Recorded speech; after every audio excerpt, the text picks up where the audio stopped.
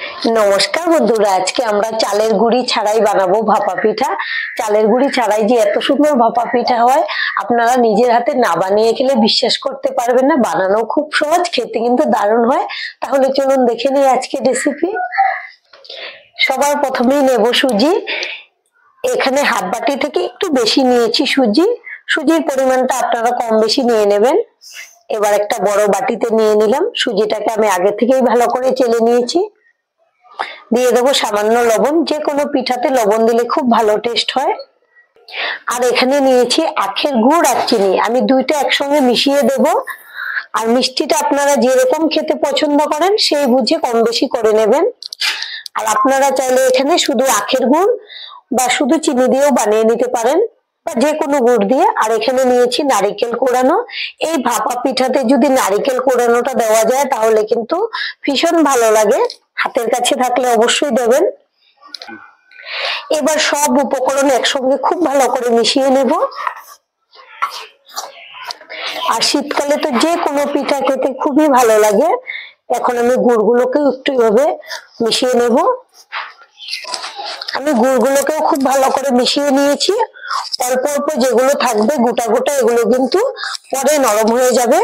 এই যে দেখুন, সবকিছু একসঙ্গে খুব ভালো করে মিশিয়ে নিলাম। আর এখানে নিয়েছি কুসুম গরম করে গরুর দুধ। এখান থেকে আমি দুধটা নিয়ে নেব। আমি প্রথমে ঢেলেই দিয়ে দেব। এবার চামচ দিয়ে খুব ভালো করে মিশিয়ে নেব।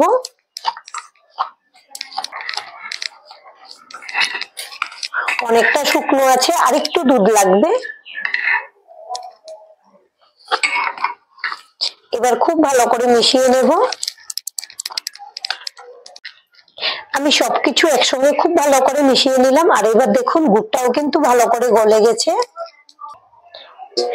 এবার ঢেকে রেখে দেবো 15 মিনিটের জন্য। এবার গ্যাসে একটা সসপ্যান বসিয়েছি। আর এখানে নিয়েছি একটা স্ট্যান্ডটা বসিয়ে দেব। আর দিয়ে দেবো জল।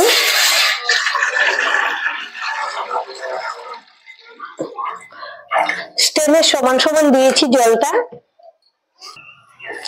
এবার ঢেকে জলটাকে খুব ভালো করে গরম করে নেব।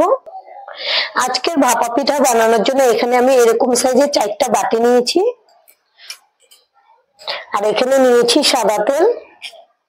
সবগুলো বাটিতে এভাবে সাদা তেল লাগিয়ে নেব। সাইড গুলোতেও খুব ভালো করে লাগিয়ে নেব, তাহলে আমরা যখন পিঠাগুলো বের করব খুব সহজে বেরিয়ে যাবে। এই যে দেখুন, একটাতে ভালো করে লাগিয়ে নিয়েছি। আর এভাবেই সবগুলোতে লাগিয়ে নেব। আর এদিকে 15 মিনিট হয়ে গেছে। এখন ঢাকনাটা খুলে নেব। এখন কিন্তু সুজিটা ফুলে অনেকটাই বড় বড় হয়ে গেছে আর নরম হয়ে গেছে, একদম সফট। এই যে দেখুন, আপনারা দেখে হয়তো বুঝতেই পারছেন। এখন আর একটু নেড়ে নেব। আমি যতটুকু লাগবে দুধের পরিমাণটা কিন্তু একবারেই দিয়েছিলাম, এর থেকে বেশি আর পাতলা করব না। এখন আর একটু ভালো করে একটু মিশিয়ে নেব।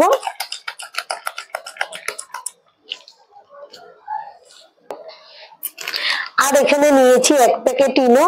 ইনোটা দিয়ে দেবো। আপনারা চাইলে এখানে বেকিং পাউডারও দিয়ে দিতে পারেন ইনোর জায়গায়। আর একটু জল দেব। এখন খুব ভালো করে মিশিয়ে নেব। সবকিছু রেডি করার পরেই কিন্তু ইনোটা মেশাবেন। ইনোটা দেওয়ার পরে আবার খুব বেশি দেরি করলে ভালো হবে না পিঠাগুলো। যে দেখুন, এখন কিন্তু ব্যাটারটা আগের থেকে অনেকটাই ফুলে গেছে ইনোটা দেওয়ার জন্য। আমাদের মিশ্রণটা একদম রেডি। এবার একটা হাতা দিয়ে আমি বাটিগুলোতে দিয়ে দেব।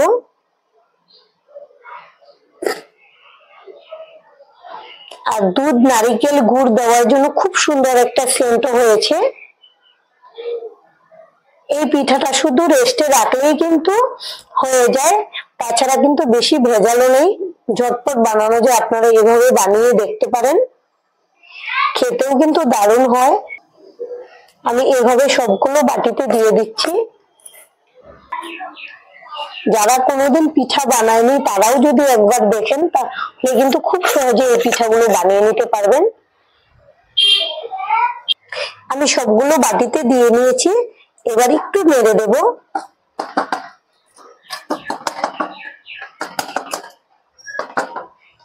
তাহলে ভেতরে বাতাস থাকলে বেরিয়ে যাবে। আর এখানে নিয়েছি কিশমিশ, এই কিশমিশ গুলো আমি উপর থেকে দিয়ে দেব, তাহলে দেখতেও সুন্দর লাগবে, খেতেও কিন্তু ভালো লাগবে। আমি কিশমিশ দিয়ে সবগুলোতেই সাজিয়ে নিয়েছি। এখন ঢাকনাটা খুলে নেব। আর দেখুন জলটাও কিন্তু খুব ভালো করে বলক চলে এসছে। আমি গ্যাসের ফ্লেমটা একদম লোতে করে দিয়েছি। এখন আমি বাটিগুলো একটা একটা করে বসিয়ে দেব স্ট্যান্ডের মধ্যে।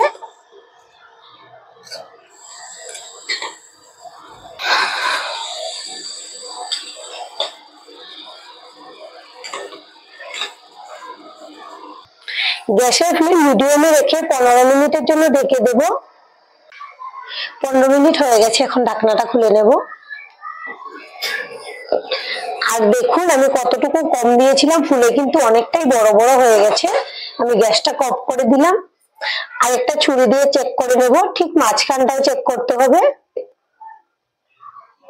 এই যে দেখুন ছুরিটা কিন্তু একদম পরিষ্কার বেরিয়েছে, তার মানে আমাদের পিঠা কিন্তু একদম রেডি। এখন তো গরম আছে, আমি এটাকে ঠান্ডা করে বের করে দেখাবো কেমন হয়েছে আমাদের পিঠাগুলো। 10 মিনিটের মতো ঠান্ডা করে নিয়েছি। এবার সাইড গুলো এভাবে হালকা ভাবে চাপ দিলেই কিন্তু খুলে যায়। এই যে দেখুন, তবুও আমি একটা ছুরি দিয়ে এভাবে একটু ছাড়িয়ে নেব।